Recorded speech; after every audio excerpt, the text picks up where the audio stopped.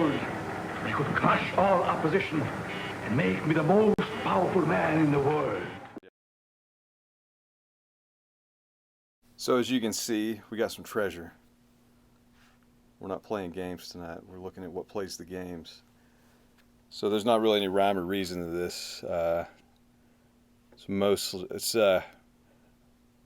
I'm visiting family, so I've got access to the whole collection this time. Some of it's mine, most of it's my brother's. Just kind of grabbed a few random things, mostly things that are still in box. And first thing I grabbed is the Power Glove, which it looks like it still has some Christmas wrapping paper on it, so somebody must have been naughty for Christmas in 89 or 90, whenever this was. But I think everybody knows what this is. It's wow, this one's filthy too. This hasn't been opened in a while. This isn't. Ooh, it's falling apart. Wow. Okay. So yeah, rubber dry rots over time, or no, it's the foam. Wow. Okay. So I think everybody's seen a Power Glove before, but this is the box it came in. I guess this was the promise. That's not how it happened when you plugged it up.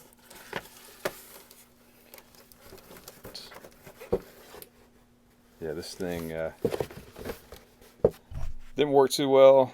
I don't have the sensor bar handy, but you can see in the screen here. You put this on your TV, and I believe it was infrared light. You just moved it around, and claims it plays best with all of these. I don't recall any of them it worked well with. You were better off just using the freaking controller on the side. But it was in the Wizard, so everybody remembers it. The commercial was cool. It tricked everybody into thinking it worked.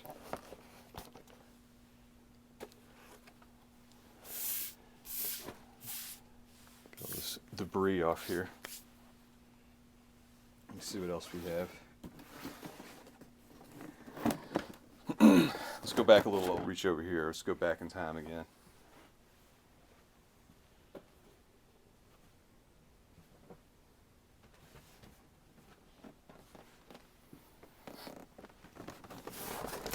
So we've got an original NES in the box. This is the action set. This is probably the more common one. I think it came out a little later.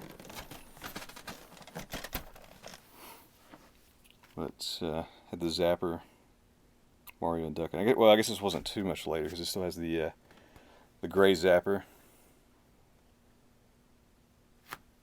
I mean, everybody knows what an NES looks like, so I don't think I'm gonna take it out of the box. But I assume everyone knows the story of the Zapper. yeah, I mean, I think the Zapper story is pretty well known, why it's orange, or what they've changed it to orange. Because it looked too much like a real gun and bad things happened. But I like the box art on this. That family's having a good time. Very close to the TV though. Very close. And actually, what's the mom looking at? She's not looking at the TV. Mom's just there. She's like, yeah, I've got this. Watching the turkey. yeah. She's got her eye on the turkey in the kitchen, or she's got a dead stare from this family full of men that don't appreciate her. We'll figure that out. So this is the more common one. The action set's probably what most people had, but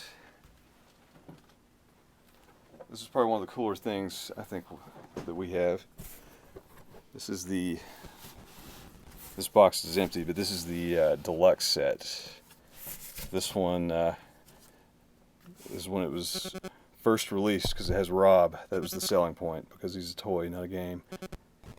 And this is actually our own box from when we were kids. I think, did we get it for Christmas? I can't even remember.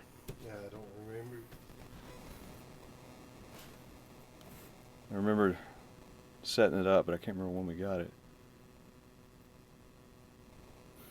But it came with all kinds of stuff. I just noticed it's the same family. Why'd they buy 2 Nintendos?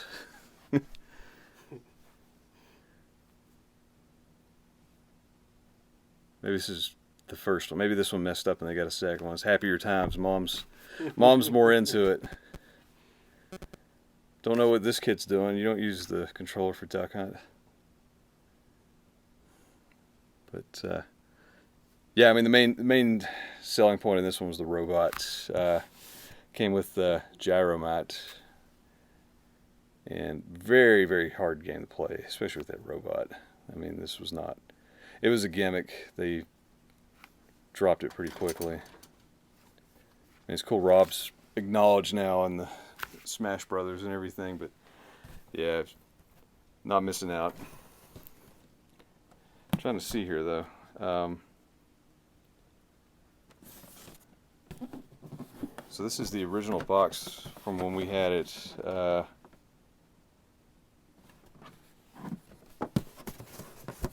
trying to show it all here. Still has the stickers from the store. Got some of the games advertised here. Side Bite Golf, Kung Fu, and Stack Up. Stack Up was one of the other Rob games. Never played that one. I've only seen those little stacker things a few times. But yeah, this one, this was before Mario. So it only came with Gyromat and Duck Hunt. Because I do remember getting Mario. We had to actually purchase that separately. But that's a beast of a box. And do have Rob still. He's seen better days.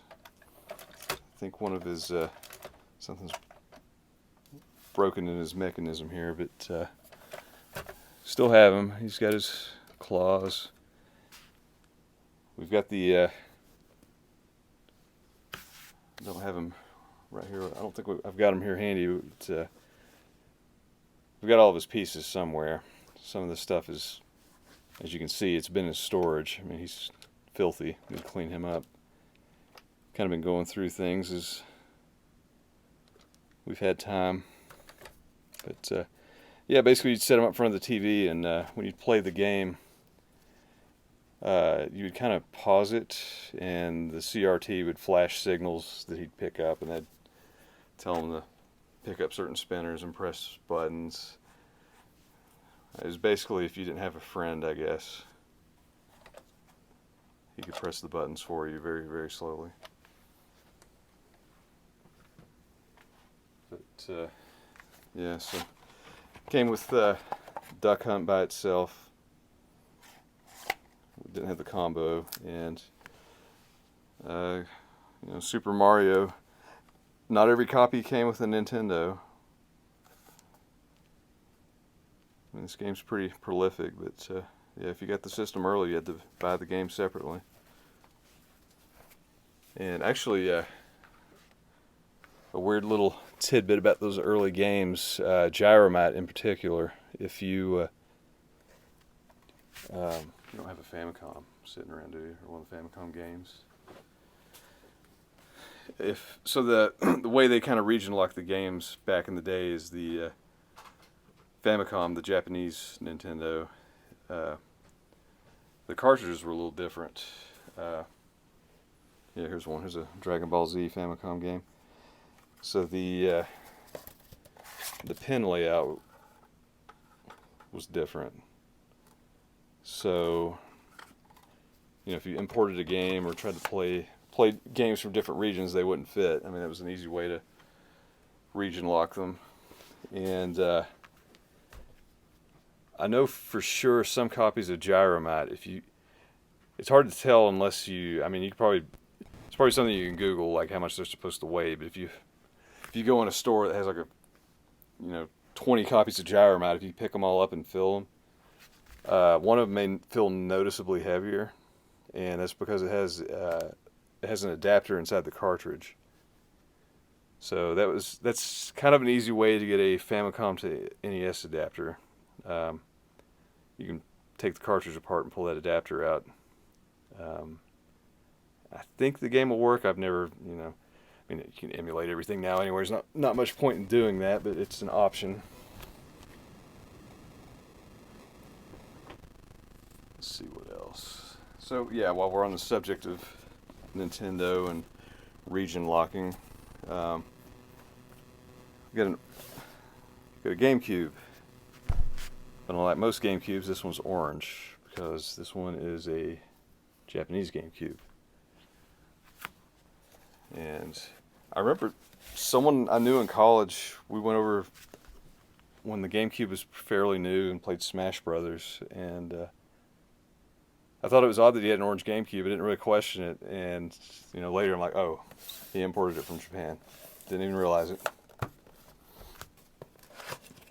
But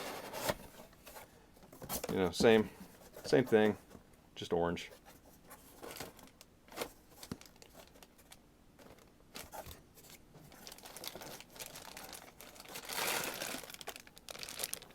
It's a cool shade of orange.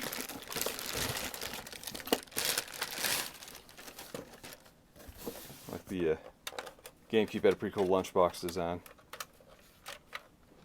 No game in this one. But yeah, you can see everything's Japanese on it because it came from Japan. 2001. You can see the expansion ports also. These were really not used, but I do have, I think it's on the other GameCube, but I do have one broadband adapter. And the reason I got it was to play networked Mario Kart. And I had this brilliant idea where we were going to get two broadband adapters. And I had this oddball HD TV where you could put two 4x3 standard def sources on side by side on the widescreen. And I was like,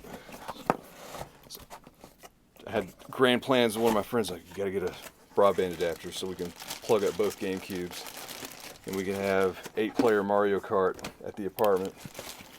And we could never find a second broadband adapter. And then he finally found one at a GameStop. And then as soon as he found it, my TV exploded.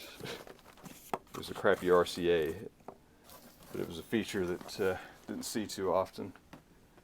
But oh yeah, got a few GameCube games here.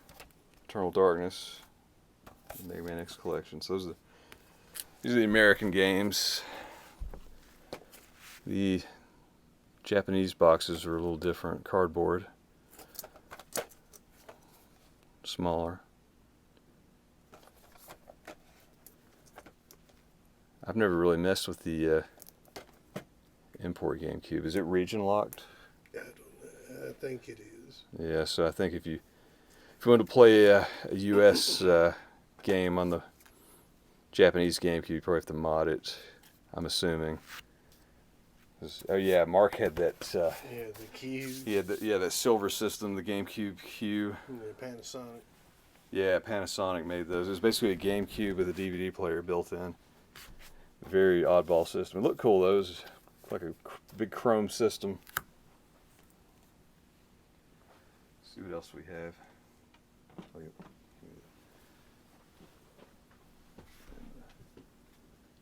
Actually, hand me the board game while I'm still talking about Nintendo. Just got a few more things. So I guess if you didn't have a TV, or you just needed Mario all the time, Milton Bradley made a Super Mario Brothers game. I remember playing this as a kid. I think like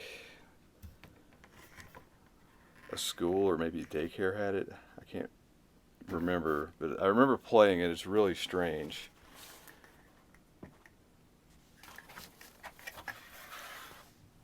Because there's like multiple game boards that represent the worlds.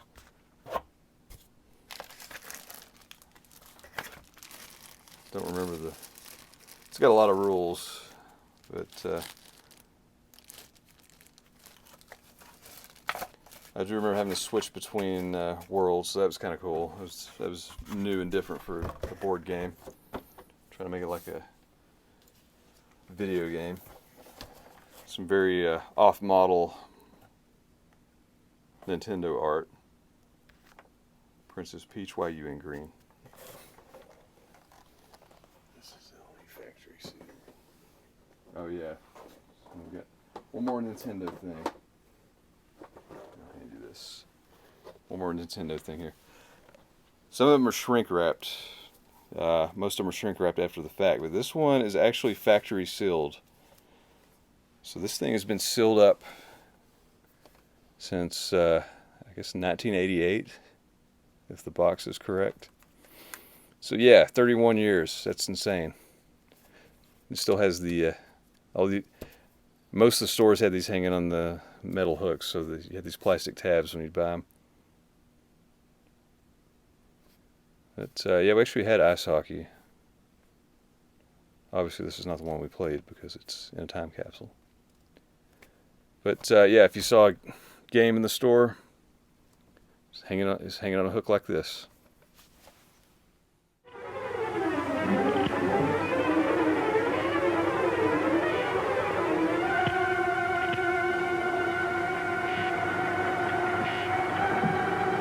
Remotely controlled, I could crush all opposition and make me the most powerful man in the world.